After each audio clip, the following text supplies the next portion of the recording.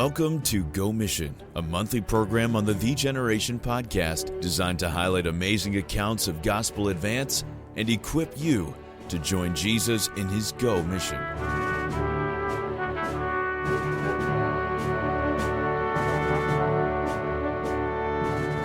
Hello, I'm Mark Gillmore, missions traveler and trainer, and glad to be speaking with you here today. Several years ago, a missionary friend of mine was sitting in a restaurant in the country of Brazil.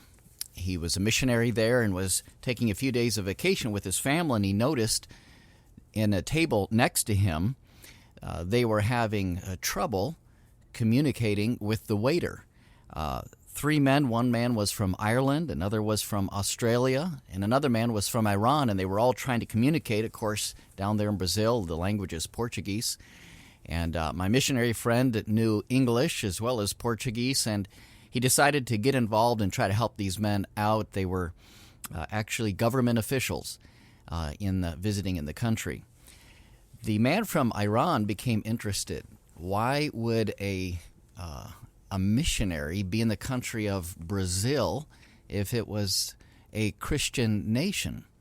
Well, that opened an opportunity, and my friend was able to actually sit at length with this government official from Iran and explain to him, well, into the evening, actually all the way to midnight, they talked about biblical Christianity, they talked about church history, they talked about the claims of Christ. And this man from Iran said, I could never have a conversation like this back in my country. In fact, he said, if I ever converted to Christianity, I could be killed for my faith. Well, my missionary friend was able to locate a Bible in his language, the Persian language, get that to him in a couple of weeks, and they continued their conversation.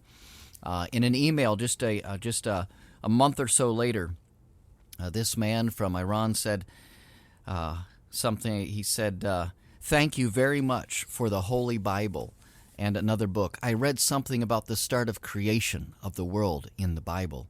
It's about 6 days, the God create everything, and in the seventh day, rest. I also read the famous lecture of Jesus on the hill near Jerusalem in the beginning of his invitation. This lecture makes me very interested to continue.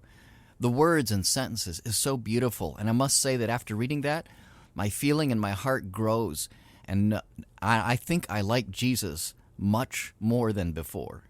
I still have many questions." They continued to communicate a few weeks later. In an email, the man wrote, "Thanks a lot for your kindness to me. Every time I receive a mail from you, it makes me so happy. I liked Jesus before because he's a prophet sent by God, but step by step, I feel that this relationship becomes stronger.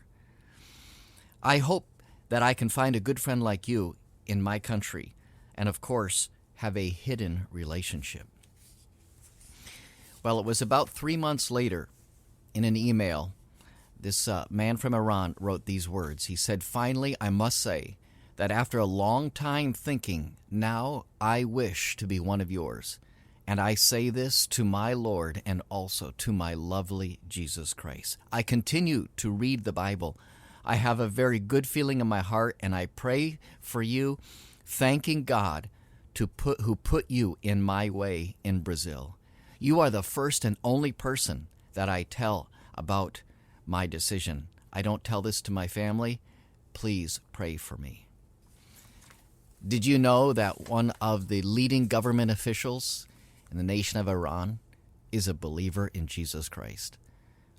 Well, there we have his testimony, and it's true. And it all started from a chance occasion, sitting in a restaurant where one man heard another group of men having difficulty communicating, and my missionary friend got involved. I want to challenge you here in this Go Mission as we think about maybe the difficulties that we have in our day with the lockdown. We may feel that, along with a lot of other things, that the Go Mission has been canceled too. But I want to challenge you to open your eyes to amazing opportunities that the various immigrant peoples who are living right around you and I present. Do you know that in 2019, 272 million people in our world will be considered immigrants. People who have traveled from their natural home or their country of birth to live in another nation. We would call them international migrants. 272 million, that's up from, let's say, 150 million a decade or two previous. The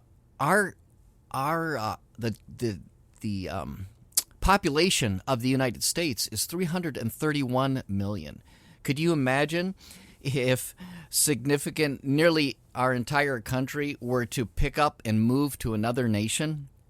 That would be like the top 20 states of America, the populations of those states just moving somewhere else. In fact, the fourth largest country in the world is Indonesia, 273 million people. Imagine if that entire nation just up and moved. That's really what has happened in our world in the recent decades. In fact, 1 out of 5 people who travel to live in another country come to America. That's about 51 million people living in America would be considered international migrants. That's the entire population of Texas and Florida combined. Even in my own area here, living as I do in Wisconsin, I have friends from India, friends from Nepal, friends from Burma, China, and they're just natural contacts. A few years ago, a gas station attendant I befriended came to find out that he's from Nepal. I've stayed in touch with him. He's visited me. I've visited him. We've shared Bible studies together. In fact, just this Christmas season, my family went over to his gas station and we caroled right in the station, singing to him and his wife, and they enjoyed and appreciated it so very much. You know, when someone moves, picks up, just leaves all of their natural connections, all of their natural means of sustaining themselves, and moves to another nation, they really step into an incredible sense of need. What's life going to be like in this new area? Who am I going to meet who I will befriend? Who will understand me? Who will help me? They need jobs. They need to know where to go shop. They often need to learn a language. And this is an incredible opportunity to befriend someone who otherwise you would never meet. It might be a gas station attendant. It might be a new classmate at school. Maybe a neighbor down the street. Sometimes we feel a lot of differences exist between us. There's a difference in customs. There's a difference in language. There's a difference in patterns of living and a difference in relationships. Maybe family life is different. Sometimes these differences might intimidate us. But I want to just switch your mind, your mental perspective on this. Instead of thinking of the differences as barriers and difficulties, think about those differences as incredible opportunities to get to know someone who otherwise you would never meet. Think about their language as an opportunity to learn a very cool thing. Like, how do I say hello in your language? How do I say thank you? How do I say, how are you doing? How do I say good morning? You learn those little phrases and you begin to actually expand your world and step into someone else's. Maybe customs are different. Ask questions. Find out why they do what they do, not with a critical attitude at all, but one of just curiosity and humility, finding out what they're like and stepping into someone else's world. Take them as opportunities to learn new things. And here would be some approach to their lives. First of all, just take time. Visit them. Invite them into the home. Share food together. Learn a few different language greetings. Laugh together. And just take time. Greet. Sometimes we're so busy. But just slow down and spend some time. Hang out. Ask questions. Laugh together. Secondly, as you're getting to know them, share your own story, especially as we think of Christ and his GoMission. Turn the conversation to the gospel just by talking about what Christ has done for you. I just remember that story in the book of John where Jesus went out of his way to go to that area of Samaria. The people were different. They weren't the common Jewish people of the area of Judea and Galilee. They had cultural differences, and Jesus specifically went out of his way to meet a lady at the woman at the well, began to turn the conversation of the gospel, and before long an entire people group were gathering around Jesus, discovering the good news of salvation. God can use you in the same way. Begin to share your story. Tell them about Jesus Christ, what he's done for you. Very often they will have never heard about him, never heard the truths of the Bible, just like the man from Iran who began to read in the book of Genesis and then in the book of Matthew and heard things about creation, heard things about Jesus in his own words, and it just began to stir his heart about what's Jesus like. And God began to open that door. That leads me, thirdly, find a Bible that's in their own language. You may feel intimidated about that, but actually there are some incredible online resources that some of them literally have the Bible in 1,000 languages, translated into audio scripture or downloadable scripture that can be very easily accessed. And the moment that person hears the Bible in their own language, bam, you just took the Bible and put it in ways that you could never even yourself communicate. Now they can read the Bible in their own language. I may be able to get an online link in the notes of this podcast so that you can actually link to an awesome resource for audio Bibles and online access. And then I would just say stay involved in their life. Often the relationship and even being a gospel witness will take more than 1 or 2 or 3 encounters. Stay involved in life, stay as a friend, spend time together, and get into some Bible study. Maybe there's some way they need some help, some practical assistance in your community. In fact, this could open up into one of the most amazing missionary opportunities, GoMission opportunities you could ever experience.